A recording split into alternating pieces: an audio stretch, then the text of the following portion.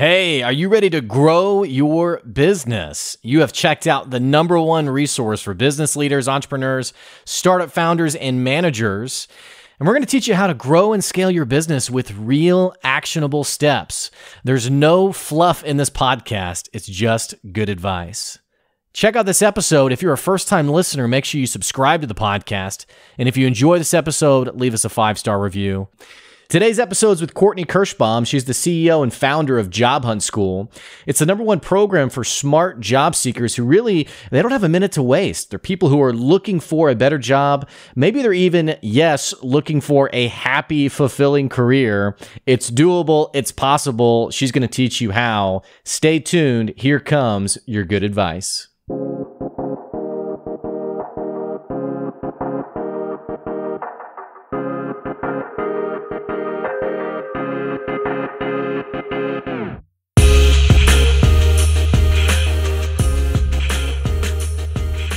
Hey, thanks for checking out another episode of the Good Advice Podcast. I am sitting down with Courtney Kirschbaum. She's the voice for professionals. She's a thought leader. She's an expert. She's the founder of jobhuntschool.com. And here's what's so magical about Courtney. She's going to teach you how to call your own shots in your own career. Too many people get a job and they just have to work harder and harder and harder to get to the circumstances they want out of life. But she's going to teach you how to get a job you love, make money, be happy, and really, like we already said, and call your own shots. Courtney, thank you for being here today. Thank you so much for having me. Great to be here. I'm so excited to have you on today. And already, and for the listeners, her and I have never spoken before, but we were talking a few minutes before I started recording. And Courtney, I was just listening to you, and man, I was already getting so energized because you were talking about how people will just, in terms of getting the job they love and the circumstances they want out of life, there really is sort of like this martyr mentality and this like, oh, you just got to work harder, you just got to hustle. And you kind of, just in your few words, you kind of flip that on its head. I'd love to get more of a perspective from you on that. Oh, I'd be happy to give it. I guess here's where I come from. And if you've ever kind of, go out there and you read what people who are giving career advice or job hunt advice, it's all, to me, kind of a beauty pageant. It's like, give the perfect answer, be the perfect candidate. Chris Rock does a comedy kind of shtick on this about, there's you and then there's you on a date, like when your representative shows up. And that's what job hunting has become, right? It's like you have to audition. You have to, be all that in a bag of chips. And it's kind of ridiculous because when you're trying to please people, nothing works out. When you're not yourself, you're not going to get the result you want. Plus, I think what happens is you get positioned where, okay, I have to be on an audition here. So that means I don't get to ask you questions. I have to feel bad about negotiating. And that works great for maybe the employer sometimes. And there are many employers who would say, no, we really do want this. We want you. We don't want your representative. But I think job hunting, by and large, and the advice around job hunting has turned into this audition, this beauty pageant. And that is what I try to turn on its head and say, hey, you can call your own shots. There's another way to do this. And it's interesting. It almost feels like, because I empathize with and I know you do too. I empathize with the person who you feel the burden of a mortgage, the burden of your bills, and it's like, hey, heck, I'll do a little song and dance if it gets me the job. But it almost feels like the hiring process is kind of just broken. I hear that a lot. I think it is for some people. It is for some companies. I think you need to find the places that aren't broken, and you do that by not kind of buying into the broken system, not passing on your negotiation, not job hunting from a place of fear. I had a client recently, I was checking in on him and said, how are things going? And he said, I'm not a fan of the process. And I wrote about this in a recent blog post. And this is what I wrote. I'm actually going to kind of quote it right to you. I thought, it's not the process that you hate. That's one way to say it. What people hate about it is feeling like I can't be myself, combined with this feeling that I have to submit to being judged by other people against invisible standards while getting absolutely no feedback. Yeah, it almost makes me think of a friend of mine who He's a graphic designer, and he applied and he didn't get the job, but he said what he so appreciated, that feedback piece, was the person said, hey, I'd love to go through your portfolio and help you see some things you could be working on that would make you more competitive. And he was like, wow, like it's almost like when you get broken up with and you walk away thinking like, oh, wow, that was really great. And, instead of realizing like, wait, I just got dumped. Like, that's kind of how he felt, was like, wow, this person went out of their way to really give me the feedback I need so I can be more competitive in terms of seeking the job I want. Absolutely. And it's hard to get, but there are ways that you can be more successful at getting that feedback. And I think the first thing you want to do is appreciate that when somebody gives you feedback, they're taking a risk. And that risk is real, right? We live in a litigious society. Companies are very afraid, they kind of live in fear in this preventive mode from getting sued for saying the wrong thing. So just a little, if you're listening to this, you think, okay, how can I ask for that feedback in a way that they'll actually give it to me? First of all, acknowledge. I'm gonna. Can you? You're okay. It's okay. Okay, good, because I can hear this siren, the wailing in the background. We're gonna assume you're not being mugged right now. Okay, awesome. If I get into that mug, Yeah. Well, no. Okay, so the first thing you want to do is kind of acknowledge that there's risk for them in doing it, which is why they don't do it. Yeah.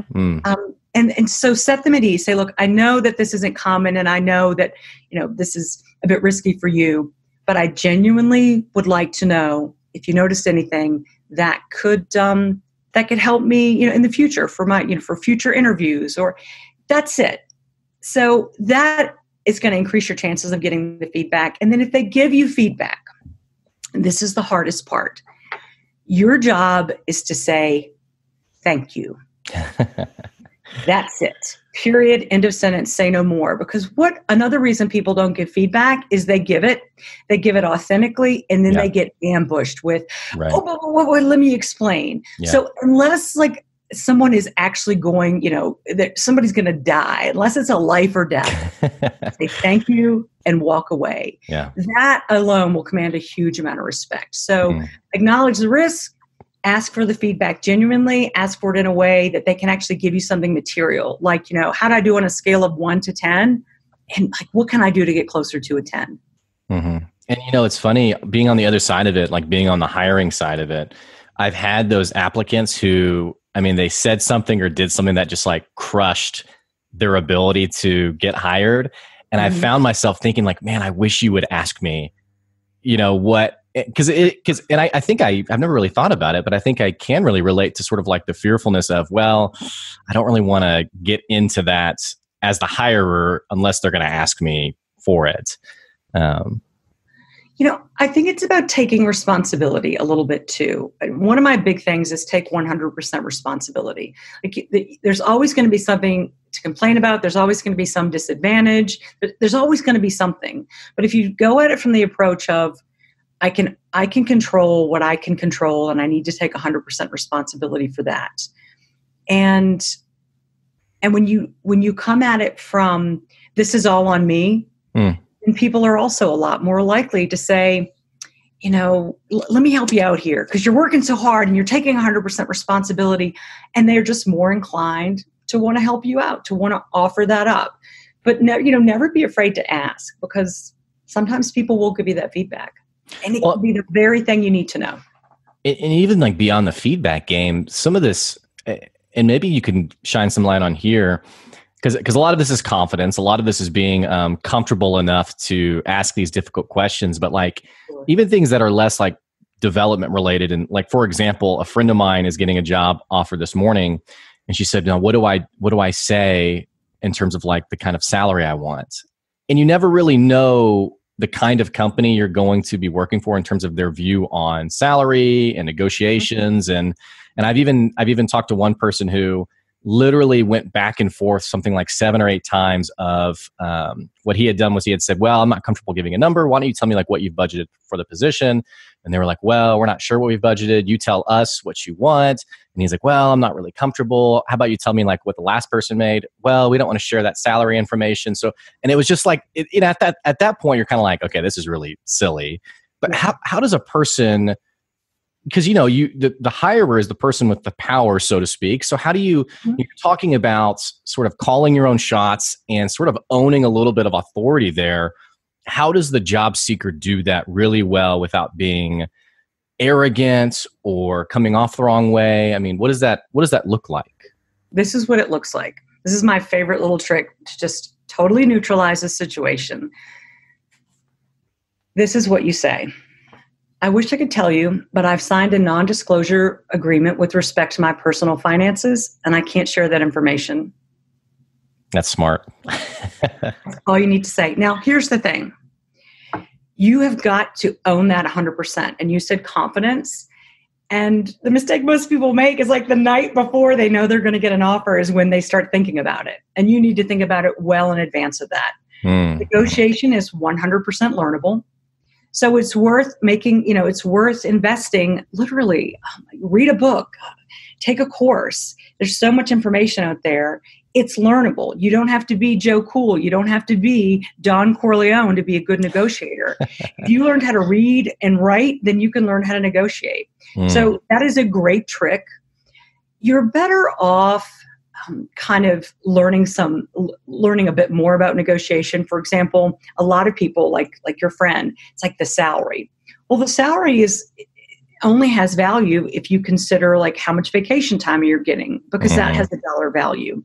What kind of benefits package are you getting? Because, as an entrepreneur, I'm buying my health insurance on the market. And believe me, it has a monetary value. Right. And you want to have all this prepared before you get into that meeting. But if you find yourself in a situation, and we all do in the course of our careers, where you're sitting across from somebody who has, quote unquote, the power, then that's what you say. That's not information I can disclose. And then if they push on it and they say, well, it's a family thing, it had to do with drop something about wills and trusts. You don't want you don't want them to think like, oh, you were born with a silver spoon in your mouth. That's not the direction you want to go. Just say, whatever, like, my dad's, real stickler about money and whatever. The point is, you shouldn't have to justify not disclosing personal financial information. Right. And they know that. And what they're asking you is they're trying to find out, well, is it Courtney's first rodeo? Is she going to roll over and tell me? Well, it sure is her first rodeo. There I go. Now I have the advantage. So they know that, and don't think for a minute that they don't. So just tell them, I can't disclose. And you mentioned this earlier. Man, it feels like there's a narrow band of companies who there is so much immediate trust in the sense of they're hiring well. Their hiring practices are appropriate, and I don't mean just legal. Like I just heard about a story about a guy who this guy's boss just asked an applicant if they were planning on getting pregnant, and I was like, okay, that's illegal. You can't ask that. So I'm not even just talking about being legal in your process, but like they really, I don't know how to describe it. Like they're just really good companies. They're human. Yeah, that's what it is. Yeah. They're human. And it sounds like maybe you mentioned this earlier, like it's also that should be part of the hiring process, or I guess the job seeking process is, not only are you being evaluated, quote, but you should sort of be evaluating that human element. Are these people, is this really a company I want to hitch my wagon to? Because we can all think of the story of the person who went to go work somewhere that looked really great on paper and it ended up being toxic or, what have you.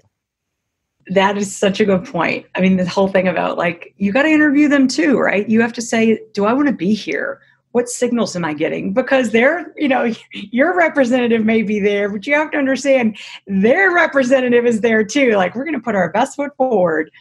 And so you kind of have to look for more subtle clues, and you don't even need to be an expert at looking for subtle clues in this day and age, because you can go to Glassdoor, you can go to, to sites that give reviews. Definitely do that, but ask around. And one way to do that is simply go to LinkedIn, search for the company, and see people who are former employees.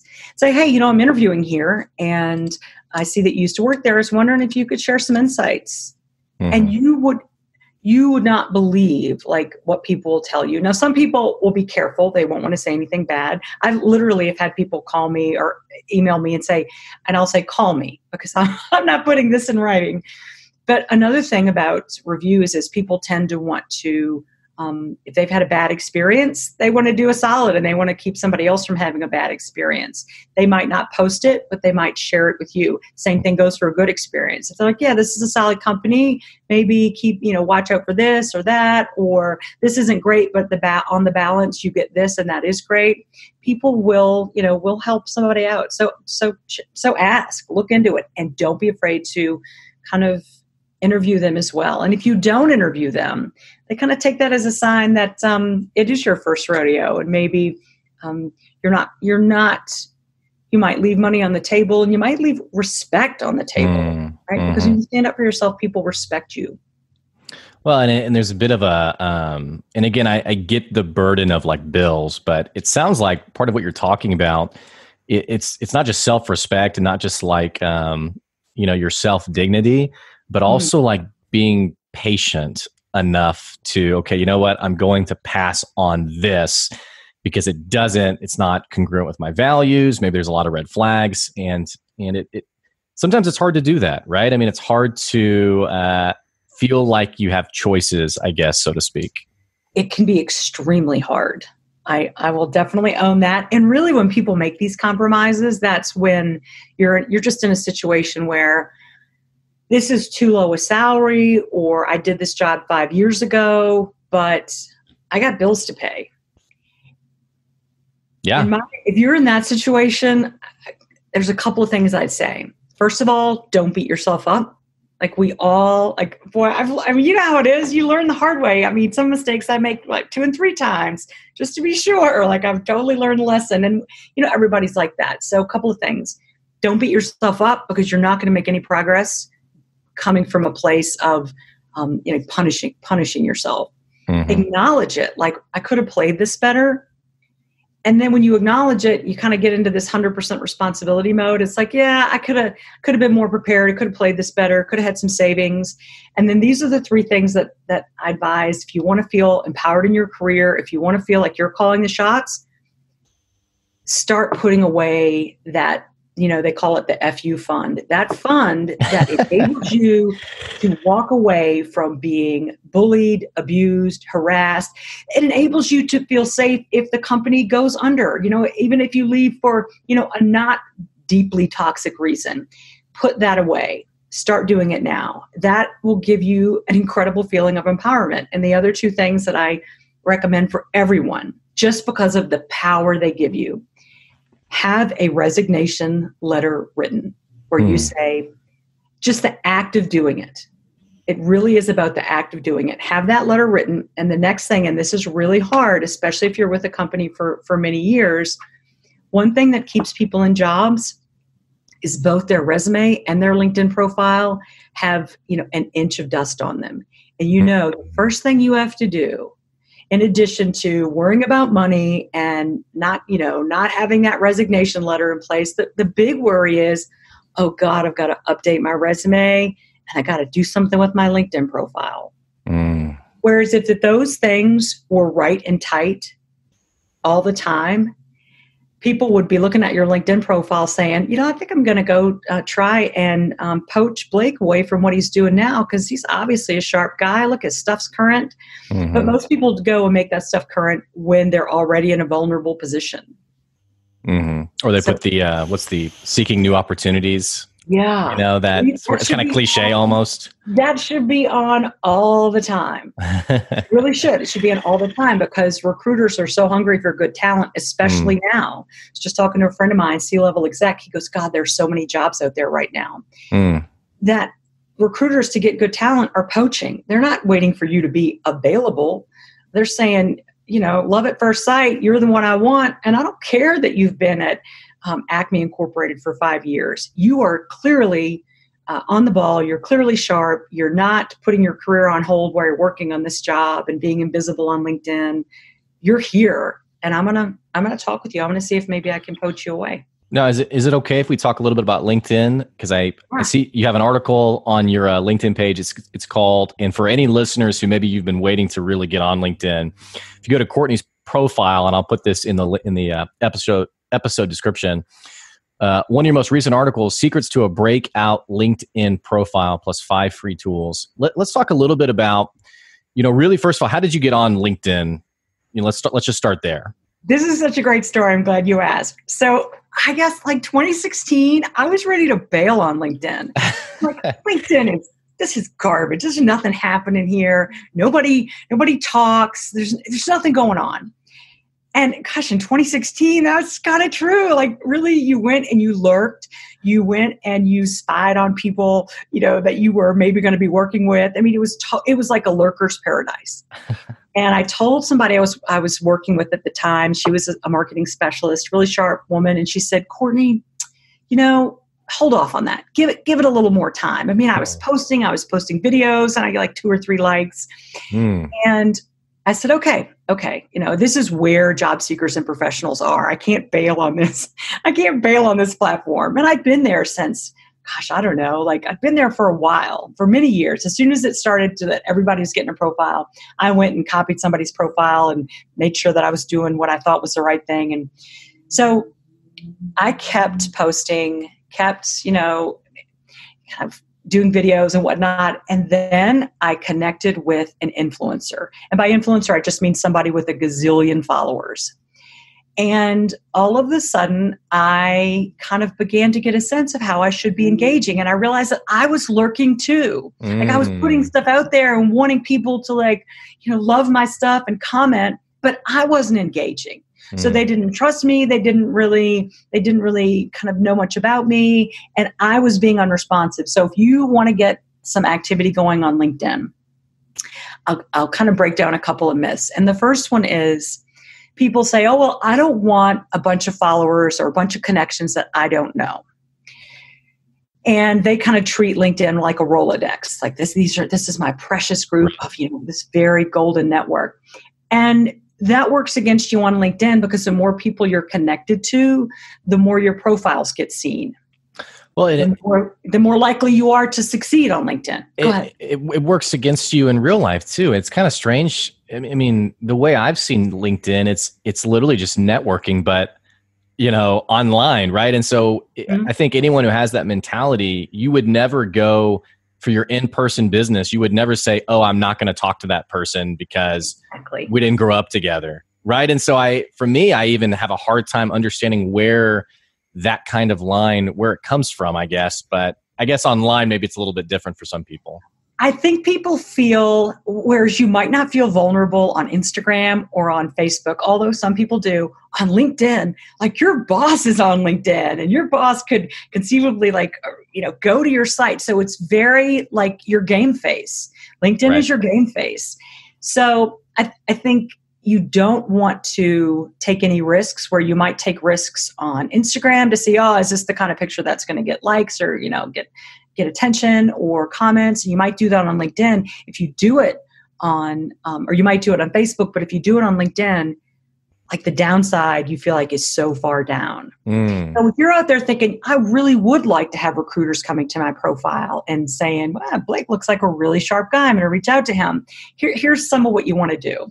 You want your profile to actually look like you care about it. Because if it looks like what everybody else is doing and it's clear that you just kind of done, like, I'm just going to get it up there and let it collect dust, then that unfortunately says a lot about you.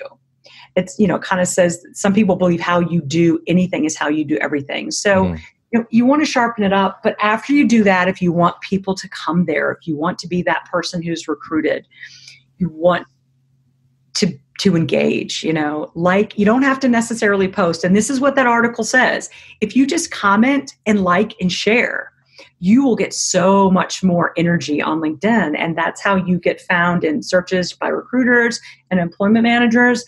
And again, it doesn't take a whole lot of learning to really get into LinkedIn. And now, just to give you an example, to kind of finish out the story. So I started connecting with influencers and seeing what they were doing that was right.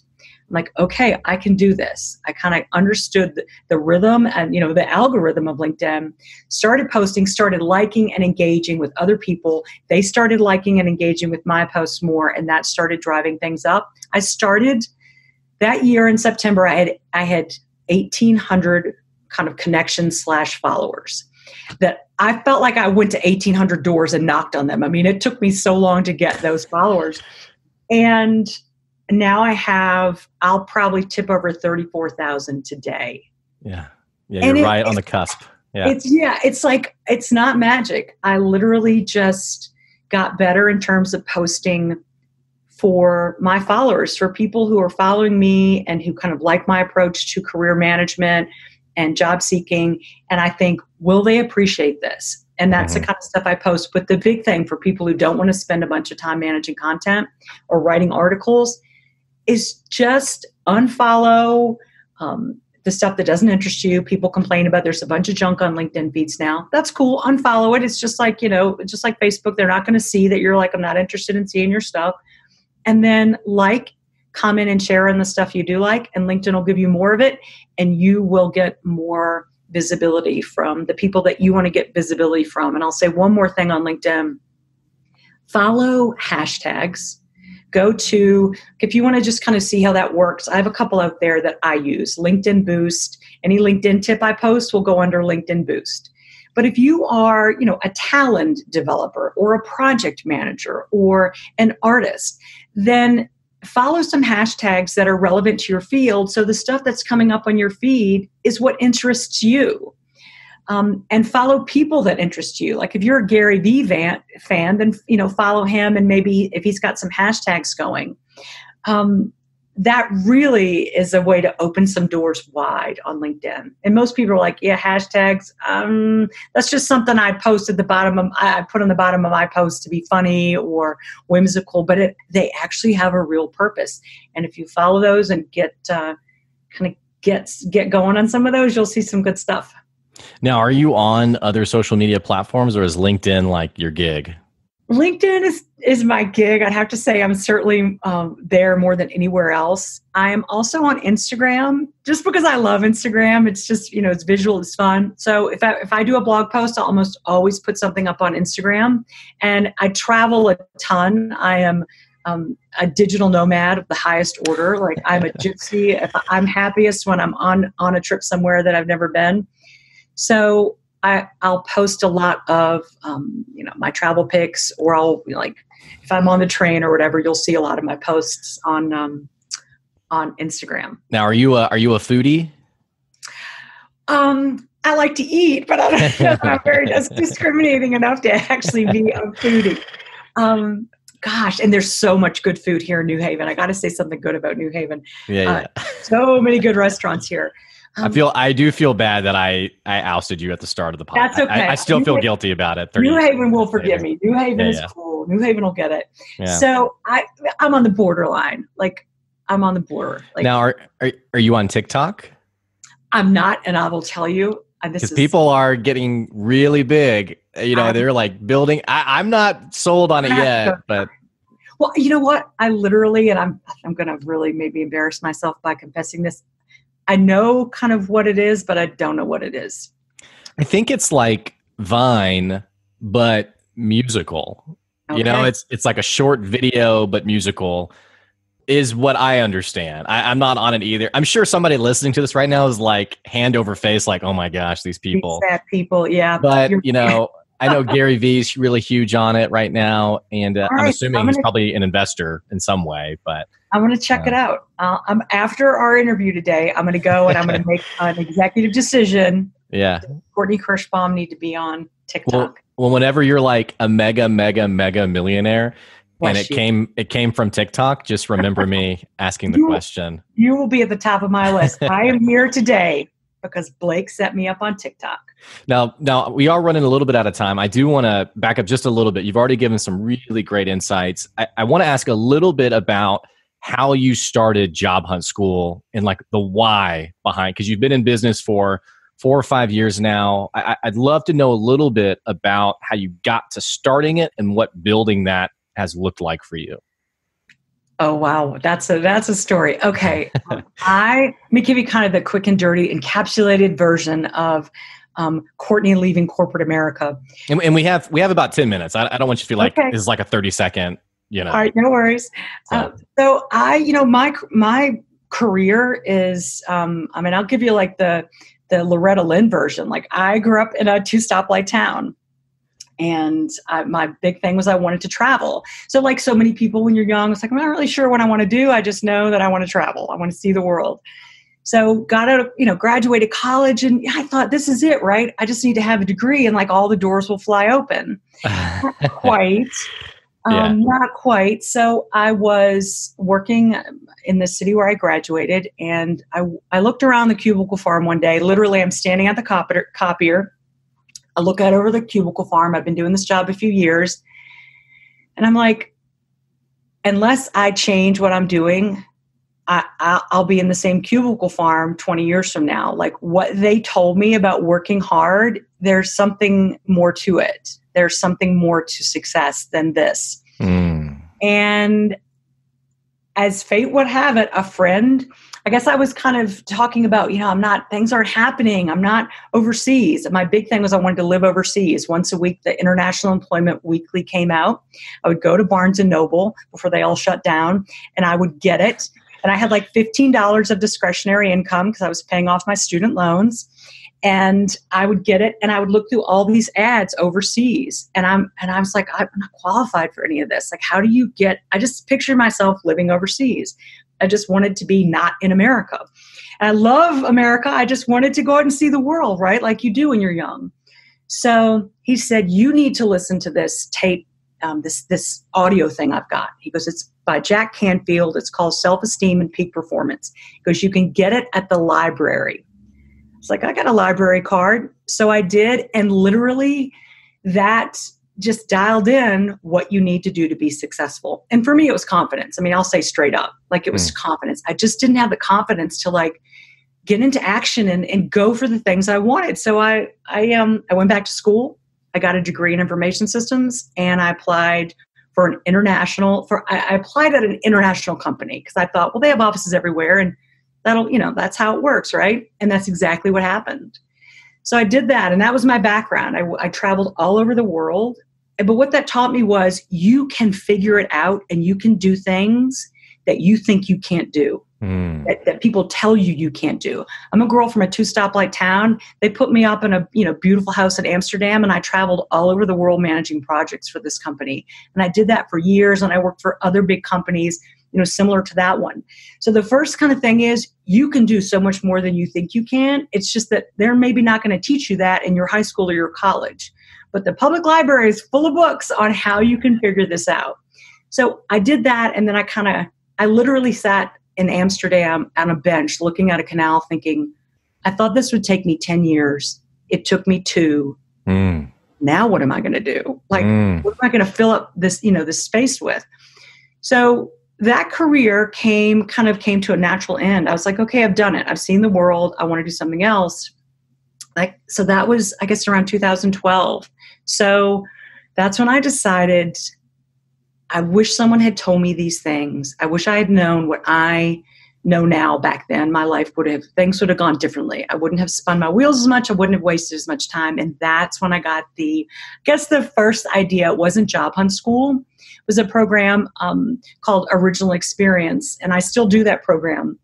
But Job Hunt School really was when I brought it into the career realm, because that was the world I knew. Like, I had worked in these companies. I had made the mistakes or seen people make the mistakes with managing their careers and in their job hunt.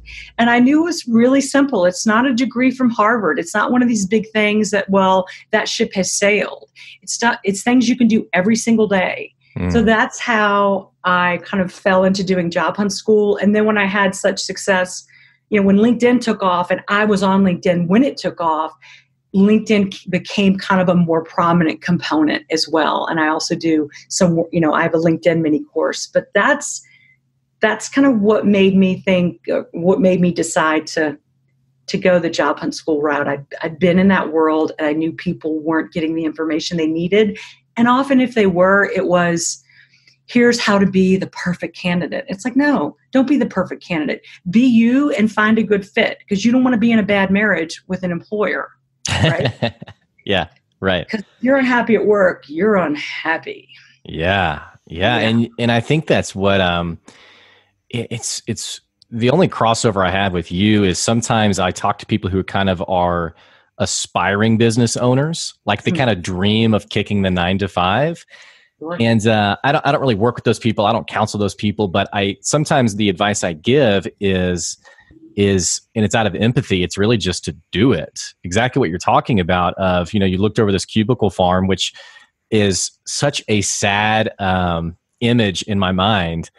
But, I'll encourage people to like actually go out and do something like that. But I've noticed that the majority of people won't. And I don't mean it in a cynical way or a pessimistic way, but I am curious. There was something in you that, you had sort of this Jerry Maguire moment, right? Where you were like, okay, I'm doing this. And I've seen other people have like that light bulb of, man, this doesn't do it for me. But then they don't act on it. Right. And they stay in place for another 10 years or worst case scenario, they get to midlife and they're like, oh my gosh, what have I done? Like and then it's like really dramatic. Like what was it that actually forced you to, okay, I'm not just going to dream about it. I'm actually going to go do this? That's a really great question and a timely one. In part, it was that I accepted the fact that I had to retool. And I'm going to be really honest here. A lot of people think, oh, I'm just going to start my dream or I'm going to quit and start this. And I thought this, in a couple years, I'll be making millions, right? Because it's just a numbers game. I was really ignorant of how the process worked, but I was so committed to it that when things didn't unfold the way I thought they were going to, I didn't quit. And if you look at anyone, any really successful business person, one of the themes I started seeing over and over again was, don't quit. You just can't give up. Don't quit. And I thought, oh yeah, easy for you to say, Steve Jobs, you're a gazillionaire. Don't quit. Sure, pal. But the fact is, Steve Jobs got fired from a company he founded. Right. It took him, I think, over a decade before he had great success. And that's the whole don't quit thing. If he'd quit, Apple would never be. Same thing with Bill Gates. Like, he wasn't a giant success out, right at the beginning. These guys worked for a really long time. And then it came.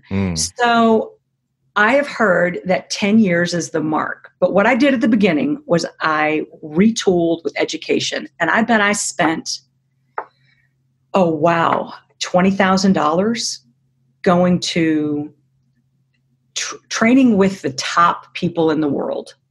I trained with Jack Canfield. I did the Bill Gove speaker workshop because I was doing a lot of speaking. I did a lot of speaking engagements and seminars and conferences. So I think what people do is they quit and then they're like, oh, I can't spend any money to retool, or I can't spend any money to learn because I've got to be. And I spent a lot of money up front when I still had my corporate salary to retool and understand where I was going. And that gave me a community of people that were also trying to leave one thing and go to another. And for the first couple of years, having that support was so powerful. I invest a lot of time and money in learning new things. And I advocate that if you're not spending 3 to 5% of your annual salary on education, then you're never going to get out of the pack. You're always going to be at the mercy of a company that's going to train you well enough to do work for them and to make money for them, but never for you to be free. And when you realize it's not the time you put in, that's not where your value is. It's what you know. If they can come to you and ask you questions and get answers and get insight and you know things, then your value increases in the market. So invest in learning, whether it's copywriting or digital marketing or whatever you're interested in. And you will find that you're interested in things you had no idea. And you'd have, like, for me, that was copywriting. I got passionate about copywriting, which, helped my business so much. So the learning part and accepting the fact that you're going to have to spend some money, do it while you have the money. I always tell people, get job hunt school when you're still employed. That way you are so much more empowered. And you're like, yeah, you're going to fire me, lay me off? No problem, because I own this process. So do all those things when you have the money would be my advice. If you're thinking about leaving the professional world and doing your own thing, make a little investment up front, and that'll definitely take some of that stress away. Well, we're on the same page because I always get a kick out of people who sometimes I get random questions on like, hey, I want to start this business with $0. How do I do it? And I'm like, sounds like you need to go back to work. And then eventually maybe you can start it. So I think that's a great insight. And also just as I'm listening to you, and you said this earlier, you made the remark of 100% responsibility. And I love how you keep flipping it back to, your personal obligation to what you can do. How are you furthering yourself rather than really just, because it takes a different mindset than just waiting for these opportunities to come and then, being a victim, I guess. Yeah. And it's tough because job hunting especially is really brutal. And it takes a mindset shift to be like, no, I don't have to interpret that as a negative. I just need to get through these no's to get to my yes. That's right. And that takes some, I'm sure as an entrepreneur, like, that, right? Like, oh yeah, you've got your own thing. And I'm sure everybody you ask to be on your show doesn't say, yes, or everybody, you just have to get that, I guess, get a little bit thick, get that thick skin, right? It's thick skin, and it's, obviously the best guests say yes, because, you're on the podcast. Absolutely. But, and I think what I've learned for me is the no can't change my perspective on what, and I think this is for anybody in their business, the no can't now create an identity for how valuable you are, right? Because people are going to tell you no, but it can't reform now your thinking because here's how I see it. If you're going to move forward in business, you have to believe in what you're doing. And I don't mean that in a cliche way. It's like, but even using the example you said, like bringing on guests, like I have to believe this is valuable. Otherwise, the first no is going to cripple me. And now I'm not going to ask anybody, right? And so I think your advice there is spot on. What is the old saying? And I wish I could remember who said this, but it's not what they call you, it's what you answer to. I haven't heard that actually. Yeah. It's just because somebody doesn't think that, you're whatever, a director or a senior manager or an entrepreneur. It's like, it's really not what they call you. It's what you answer to. Yeah. I have to look up who that should be attributed to, but it's a good one to keep in mind. Yeah. Yeah. In the meantime, we'll just connect it to Courtney Kirschbaum. So, all right, I'll go with that for now. Yeah. Yeah. It can shamelessly be yours until we figure out who it came from. Now, tell the audience what can people do right now to connect with you, to follow you, to especially, we already mentioned jobhuntschool.com. And I encourage anybody, if there's just a smidge of doubt that you are in the job that is your dream job, the job what you're calling your shots, you absolutely need to go to that website right now and check it out. Courtney, what else can people do? Follow me on LinkedIn. If you're on LinkedIn and LinkedIn is something you want to learn more about, that's a great way to connect.